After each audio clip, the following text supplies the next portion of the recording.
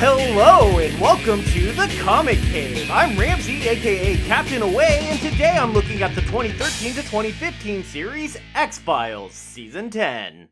Yes, it's time for more of my favorites, because the X-Files is probably my favorite TV show of all time. If you somehow missed out on this sensation, here's what you need to know. The X-Files was a long-running TV show where FBI agents Fox Mulder, the enthusiast, and Dana Scully, the pragmatist, investigated paranormal, supernatural, and unexplainable events. The show lasted for 9 seasons, had a main cast change with agents Monica Reyes and John Doggett replacing Mulder and Scully, respectively, a spin-off called The Lone Gunman, a tie-in series called Millennium, and a theatrically released movie that took place between seasons 5 and 6.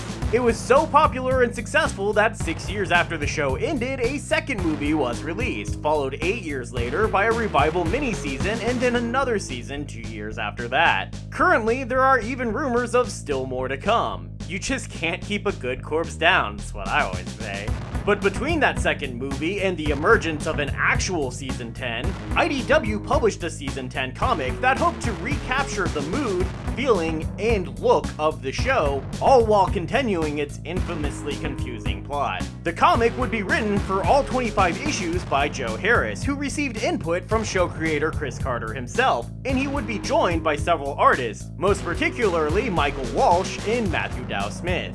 So, is the combined power of IDW, an actual fan of the series, and input from the original creator enough to live up to the long legacy? Well, let's find out and take this away.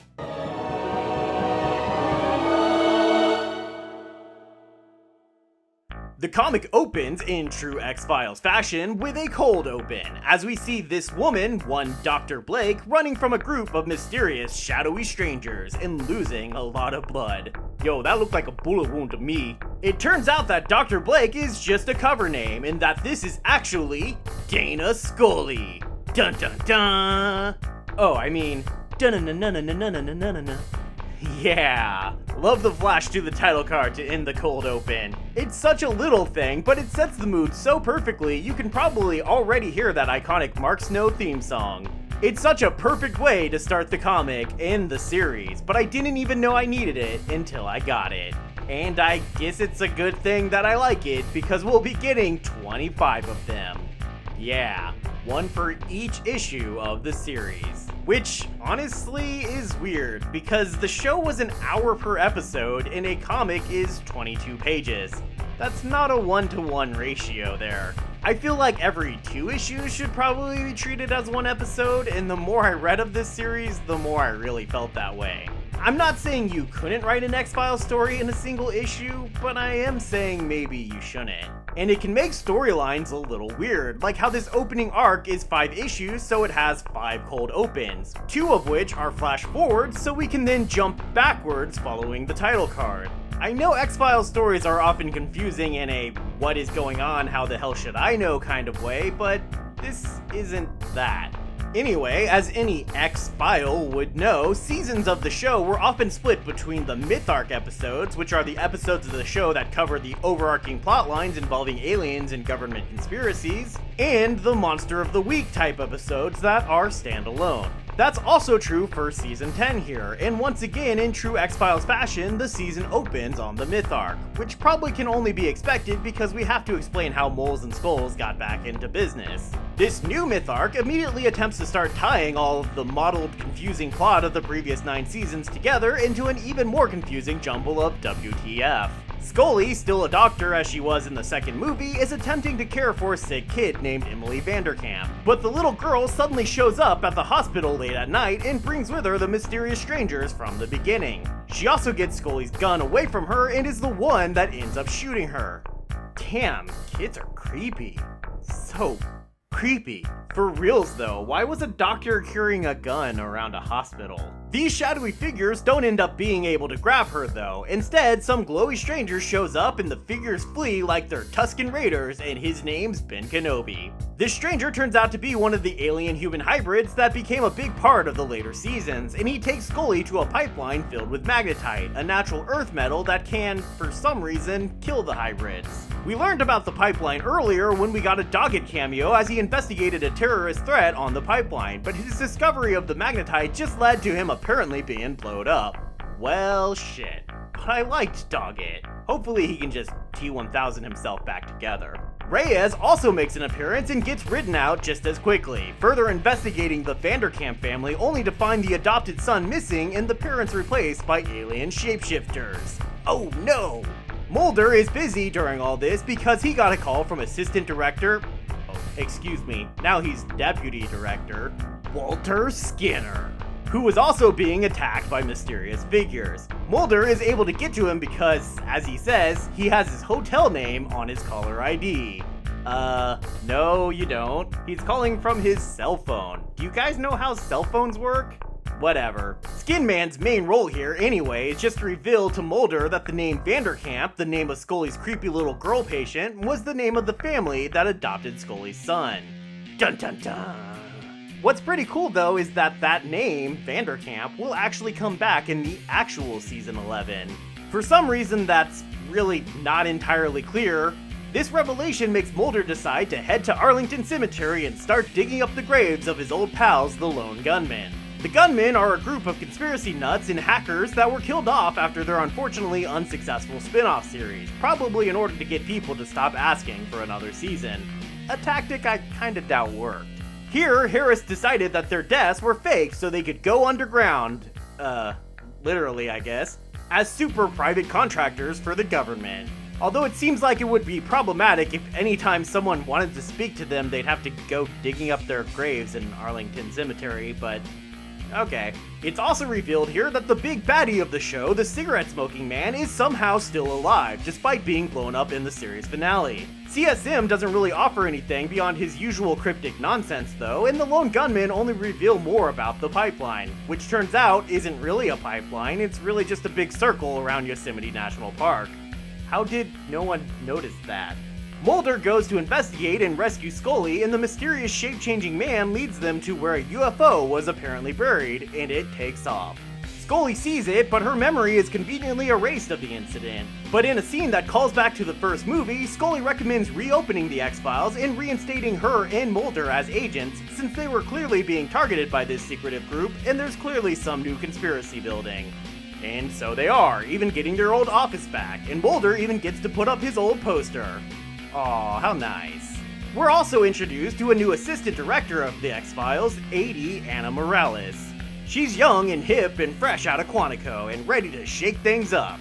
And by shake things up, I guess I mean tread old ground, because immediately the agents are sent to an investigation in Martha's Vineyard, where we run into an old friend known as the Fluke Man. Ugh. Actually, it's a whole colony of Fluke Men. Why are there so many Fluke Men?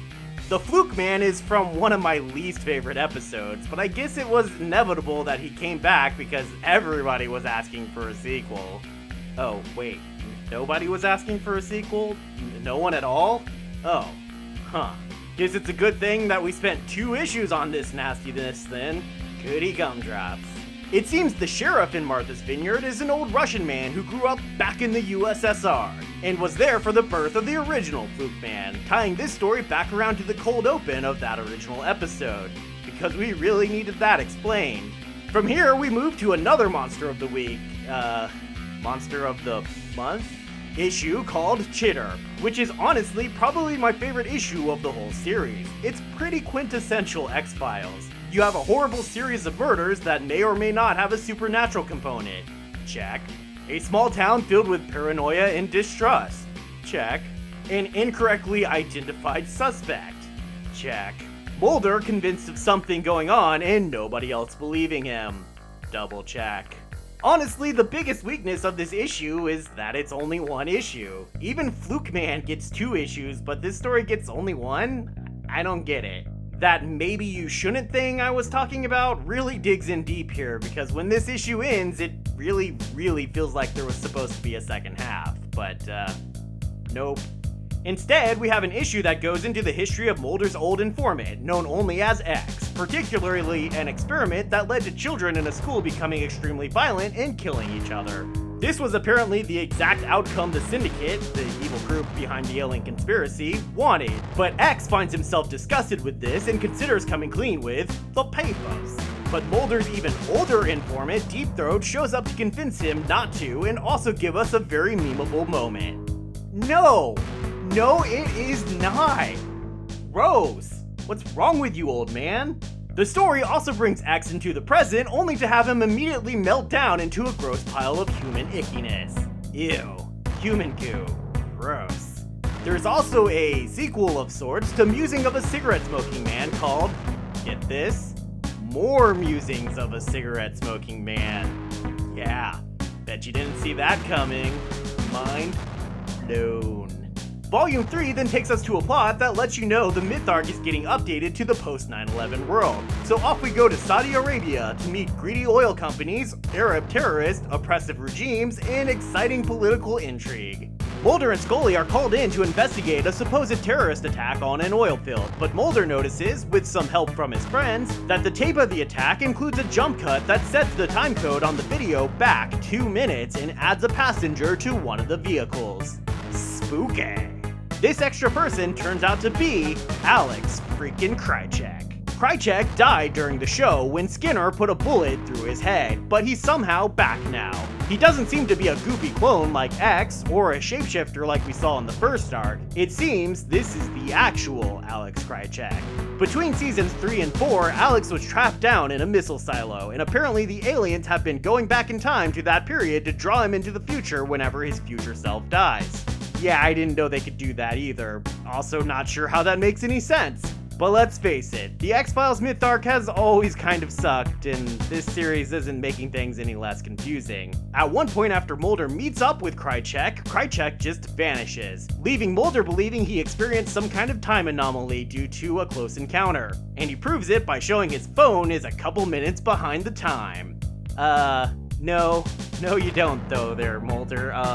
That's a cell phone, so it gets its time from a cell phone tower, so even if you somehow did jump 2 minutes back into the past, it would just automatically update. Again, do the creators know how cell phones work? Anyway, leaving the desert, we have another small town mystery, as we get a new attempt at seeing the X-Files take on a political hot point in that awkward X-Files-y way. In this case, it's abortions and this young lady who is pregnant. But that ain't no baby she's pregnant with, no sir. She's given birth to a bomb. Yikes. The security footage reveals that she was also being followed by a halo and a creepy set of eyes. Oh damn, that's actually pretty spooky. With the angelic presence behind her and a town quickly converting to religious followers of the young girl, I expected this to be one of those heavily religious episodes of the X-Files, where Scully is the believer and Mulder is the doubter. But instead, as they investigate, we get a reference to Scully's back tattoo. Oh shit, I guess that means it's time for some Frank Black from the Pixies.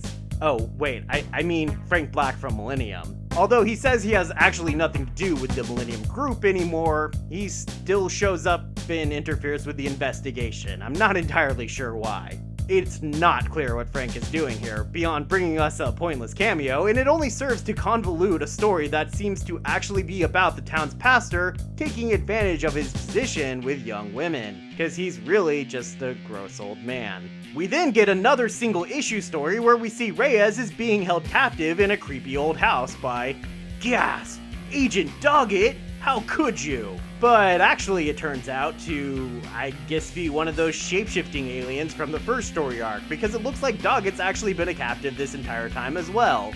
I'm not entirely sure what purpose this story serves other than to let fans know, hey, don't worry, they're okay. And also to be like, yeah, they're not going to be part of the comic. The next issue sees the cigarette-smoking man point Mulder into the desert to go after some government superdrug called G23. And Mulder and Langley then go and have the world's worst acid trip, which we get to experience with trippy-ass colors and warped art and nauseating panel breakdowns. And it's all done apparently so that CSM can get his hands on some G23 and try it himself? What? I don't even know. I guess this was maybe supposed to be one of those silly episodes, since every season there were always the episodes focused a bit more on humor than on drama, and let's be real, those were typically some of the best episodes, like Humbug, Bad Blood, and Hollywood AD. But these issues actually feel like they're being played very straight and serious, so if that's what they were going for, man, they really didn't get it. The final volume of this series is one more 5-issue arc that is, of course, more Myth Arc. The entire series we've been seeing that behind the CSM there is a mysterious Glasses Man and a new syndicate. It seems that Glasses Man has been cloning the syndicate to use for his own seemingly nefarious purposes. It turns out that this Glasses Man is Gibson Praise, all grown up now, and his alien hybrid brain is all grown up too, expanding his ability to see near future events into being able to follow logical trends out to their inevitable conclusions and influence the future. Mulder and Scully don't trust his plans though, and Scully even puts a stop to them with a bullet through his skull. Damn, that's cold, Scully. Only it doesn't seem to have worked because it looks like Gibson had the foresight to clone himself. A bunch. Oh shit. And that's where Season 10 ends, though there is a second series, Season 11, that brings back another classic Monster of the Week episode for a sequel, Home, even though, again, dear god, why? And also sees an end to the plotline involving Gibson. Sort of. But as we've reached this season finale, we've also reached the breakdown.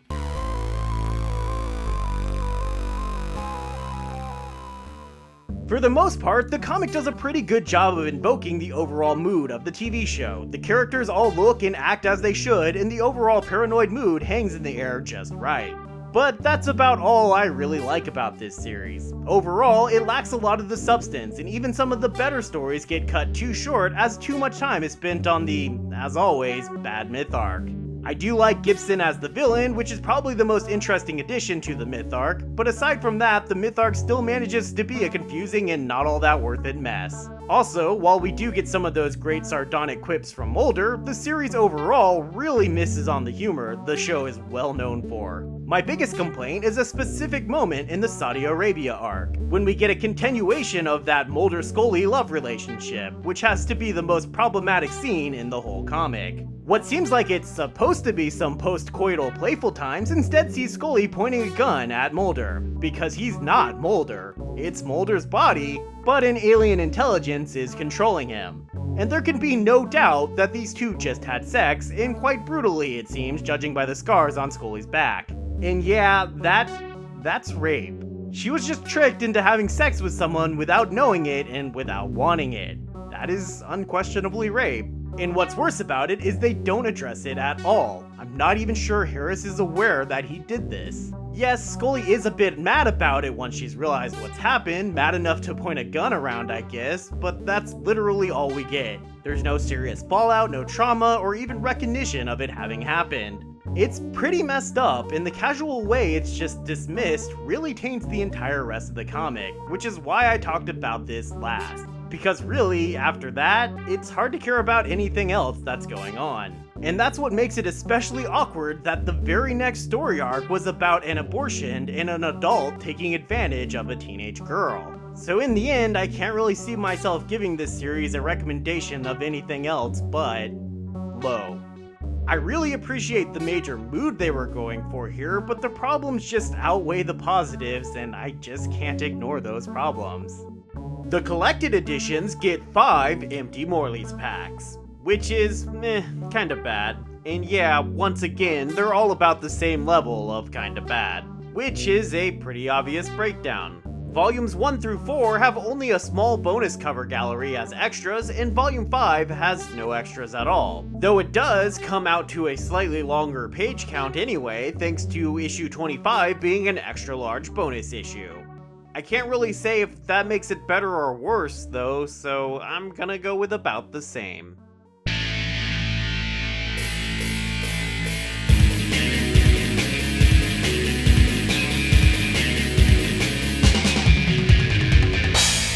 Thanks everybody for watching. That's week 2 of this year's Halloween celebration.